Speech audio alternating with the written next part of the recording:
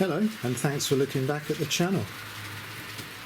And already running on the Triang Super 4 layout, I've got this brilliant Triang Class 37.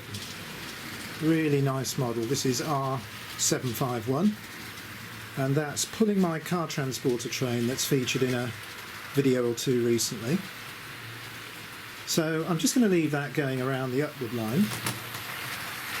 On the downward line, I've still got the Coronation parked in the station. We're going to have to do something with that, because this week I wanted to run a couple of these little Locos. Now, can you see parked in the siding at the back of the layout, there's a lovely L1 R350. Now, that's the Southern livery. That's quite a late model.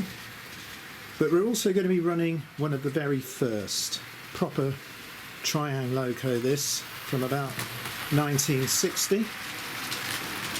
So that was when it was sold as R.350 for the Loco, and the tender had a separate R number, R.36. So I thought, as it's a nice early model, we'll run it with some of these lovely old coaches. Now, you've not seen these on my channel before. I've fetched these out of storage. They're going to be shaking and rolling a bit. They do need a bit of attention, but we've got open axle boxes and another product of the 60s, and maybe even back to the 50s. These are great. There's R28 at the back. That's the, I believe it's R28, that's the second class and brake, and then we've got some R29s, which are the composites. Now, before we can get these L1s running, I'm going to have to find a bit of storage for these other Locos. So if you did see right at the start of the video the track plan, and you're not familiar with the track plan, this layout is based on track plan 17 from the 3rd and 4th edition of the Hornby track plans catalogues. Now, those track plans are really for System 6 code 100 track, but I've adapted it for Super 4, so some of the points and crossovers might be in slightly different positions than the track plan, but they won't be far away. The main reason for this was that track plan featured quite a few curve points, and there's no curve points in Super 4, so I've had to make a few amendments. But when I say a point letter, so for instance points C or points G, they roughly correspond with the track plan, so if you want to see which points I'm operating, that'll give you an idea. Well, time to get this Class 37 into the outer double track loop. So I'm going to need to operate point C, which, if I can show you, are just there. So, and now I'm going to get on the controller and slow this Loco down. I'm going to drive it in to the outer double track loop. So we're just coming to a little bit over that diamond. It's coming around now. And then I'll just bring it to a gentle stop there. Right, so if I have a look at the point switches, I need to put point C back to mainline running. Okay, I guess I need to concentrate on the downward line now, where I've got this Coronation, this Princess Coronation. So let's just take a look at it if you've not seen it before.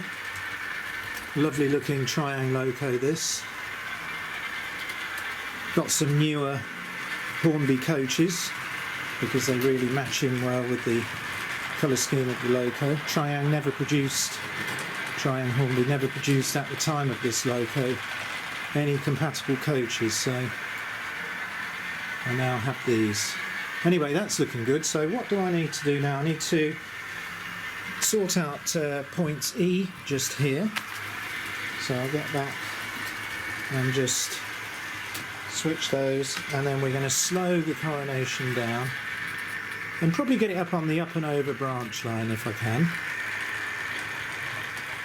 So just park it away. That's going to go into the distance over the two main lines, up the incline, and then I'm going to park it between those two girder bridges if I can. Come to a halt there. That's great. So back to the point switches. So point E, that just slipped, so I'll just double check that. Point E, So that's the main lines clear. So we need to get the southern L1 out. So I'm going to operate points F, which access this long station siding, and then hopefully I can drive it out. So let's see. And I'm going to bring it round to the station near the double track loop. So we're just going to crawl round the layout. And I'm just going to bring it round to the new station, and then we'll have a little walk up and down it with the camera just to get a bit closer to it. So let me just bring it to a halt just here. I've just got it over that diamond crossing, and we'll just stop there. Right, I've just double checked all the point switches and the controllers are set okay. I think we're okay. Let's have a look at this L1. Lovely looking loco, that. Nice white lining, like the Sedinadan. And we've got nickel wheels on this. So today that's going to be pulling these Hornby 00 suburban coaches, and because they're Hornby 00 with the different couplings, I've got a converter horse box between the tender and the coaches. Now while we're down here, we'll just run along these older items, the R28 and 29 coaches there, some with open axle boxes, some closed, and then this really nice early L1. Great model considering this first came out I think in 1960, so look at that. For something from 1960, still looks good on the layout. Well, I'm going to get back to the controllers now because I need to open these points just here.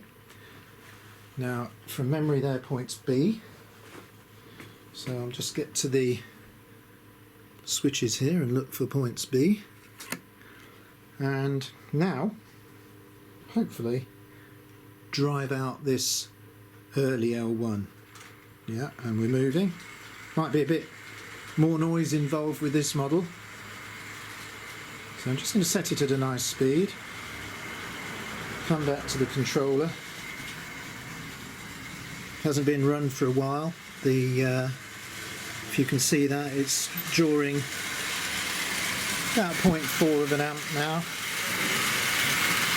So not too bad for an old Triang model. Let's follow it around the layout, clattering around with its old open and closed axle box coaches.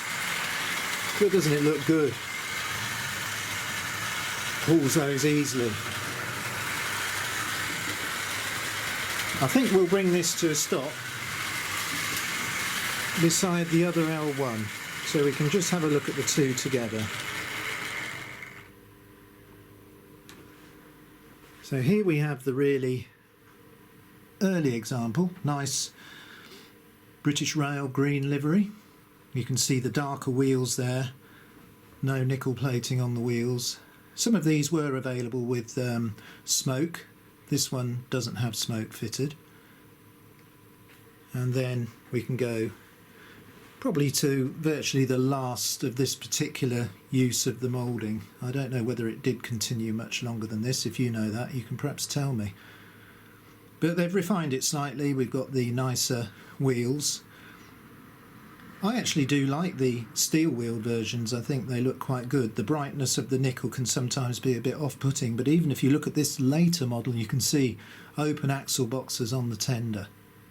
But what fantastic looking locos, and they do really run nicely. So let's get them both running now. So I'm going to start the newer version, and you can hear how lovely and quiet that is. Even those Hornby 00 coaches sound quiet. Of course they've got nylon wheels because they're for two rail running. Some of the other versions of these have got the all steel wheels, but of course you couldn't run those on a two rail setup. Picking up speed now like these models tend to do, so I'm just going to back that off slightly and then start up this other L1. Little bit of wheel slip there, burst away from its stationary position. So let's get some shots of these two locos going around the layout.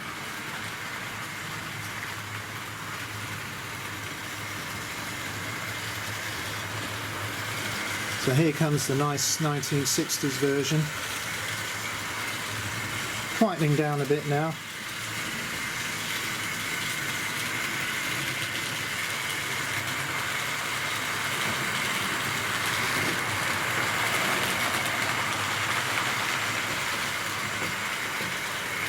Nice to see these early coaches on the layout.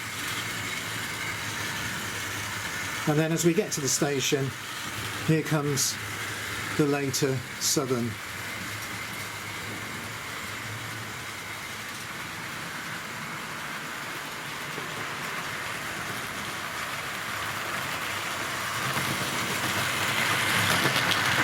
Well, considering they've only got pickups on the main driving wheels, and we're looking at a 440 configuration, there really isn't much contact area on the track, but they make good progress over the points and the diamond crossings, very little stuttering if any.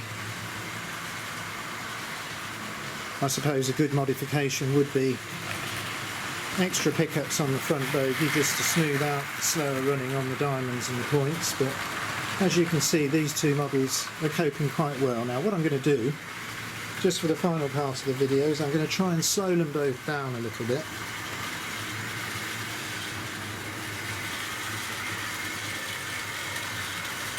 And we'll follow them around for a final time. So I hope you've enjoyed seeing these L1s on the layout today. And a little bit of movement of Locos, just showing you how things transfer from one part of the layout to the other.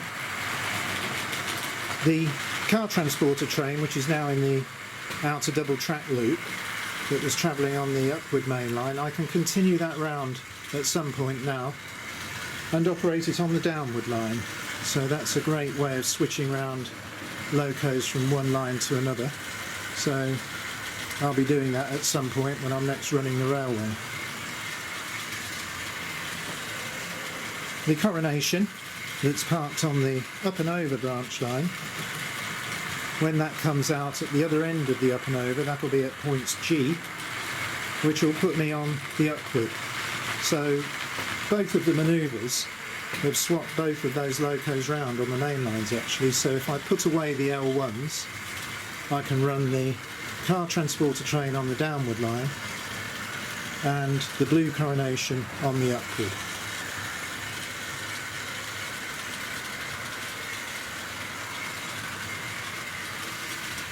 Well, I think for now I'm going to leave you with a few different shots of these L1s. So thanks for looking at the channel, and until the next video, I'll say goodbye.